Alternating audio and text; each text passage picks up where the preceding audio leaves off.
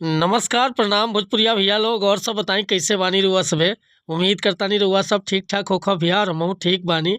तो स्वागत बाटे आप सबके राइटर विजय बागी के चैनल पर। और आज उपस्थित बानी भैया रउआ सबके बीच में लेके दर्दनाक बेवफाई मैटर भोजपुरी में।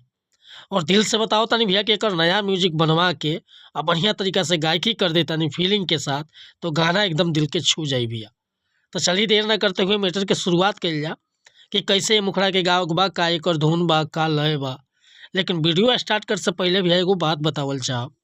रउआ अगर नया सिंगर बानी आ सिंगिंग में इंटरेस्ट बा, अच्छा मैटर के तलाश में बानी, बढ़िया गीत नइखे मिलत, बढ़िया तुकबंदी नइखे मिलत, या आपके मनपसंद के मैटर नइखे मिलत, तो भैया अगर हमरा चैनल पर आ गइल बानी तो सबसे पहले हमरा चैनल के सब्सक्राइब कर ली, बेल आइकन प्रेस कर ली, ताकि हर रोज रउआ के नया नया मैटर सुने के, देखे के और गावे के मिलत रही भैया। काहे कि हम हर तरह के गाना राइट करेला। Sad song, love song, romantic song, orchestra song, धोबी गीत, पूर्वी गीत, चाहे सीजनली कोनो प्रकार के मैटर हुआ लिखवा हुआ, बेहिचक रुआ कॉल कर सकीले या व्हाट्सअप कर सकीले। बिल्कुल उचित चार्ज पर हुआ के गाना व्हाट्सएप के जरिए मिल जाए। नंबर हम अपन डिस्क्रिप्शन में दे दिले बानी। आज के मैटर देखी कैसे गावक बाटे। एगो लइका प्यार में चोट खइले बा, का कहत कि प्यार नहीं कइले रे जनुआ, कइले रहले ते तो खेलबाड़। प्यार नहीं कइले रे जनुआ, कइले रहले ते तो खेलबाड़।